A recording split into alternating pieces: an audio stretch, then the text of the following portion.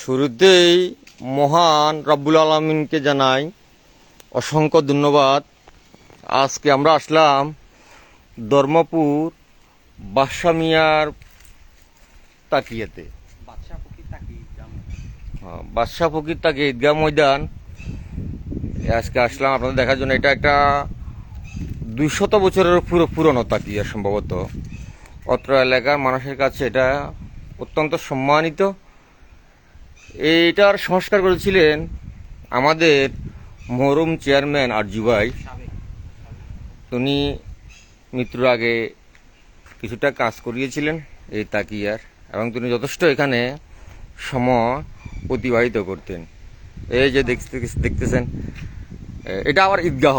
অত্র এলাকার মানুষ তাদের ঈদের পবিত্র ঈদুল আজহা, পবিত্র ঈদুল ফিতর নামাজ এখানে আদায় করে।